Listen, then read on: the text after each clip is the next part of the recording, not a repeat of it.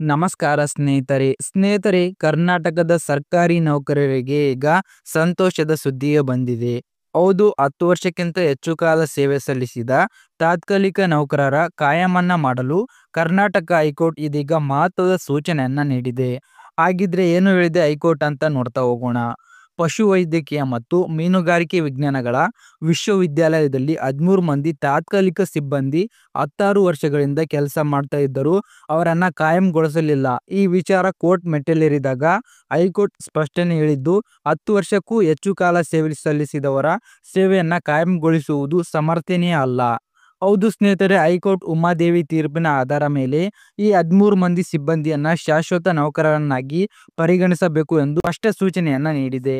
ಇದು ಕೇವಲ ಆ 13 ಮಂದಿಗಷ್ಟೇ ಅಲ್ಲ, ರಾಜ್ಯಾದ್ಯಂತ ಸಾವಿರಾರು ತಾತ್ಕಾಲಿಕ ನೌಕರರಿಗೆ ಆಶಾಕಿರಣ ತಂದಿದೆ. ಈ ತೀರ್ಪಿನ ನಂತರ ಸರ್ಕಾರಿ ಇಲಾಖೆಗಳು ದೀರ್ಘಾವಧಿ ಸೇವೆ ಸಲ್ಲಿಸಿರುವವರ ನೌಕರರ ಕಾಯಂಗೊಳಿಸುವ ಪ್ರಕ್ರಿಯೆ ಆರಂಭಿಸಬಹುದು. ಸ್ನೇಹಿತರೆ, ಈ ನಿರ್ಧಾರದ ಬಗ್ಗೆ ನಿಮ್ಮ ಅಭಿಪ್ರಾಯ ಏನು? ನೀವು ಸಹ ಸರ್ಕಾರಿ ನೌಕರಾಗಿದ್ದರೆ ಈ ಸುದ್ದಿ ನಿಮಗೆ ಖಂಡಿತ ಹರ್ಷ ತರುತ್ತದೆ ಅಲ್ವಾ? ವಿಡಿಯೋ ಇಷ್ಟ ಆಗಿದ್ರೆ ಲೈಕ್ ಮಾಡಿ, ಹಾಗೆ ನಮ್ಮ ಚಾನಲ್ನ ಸಬ್ಸ್ಕ್ರೈಬ್ ಮಾಡಿ.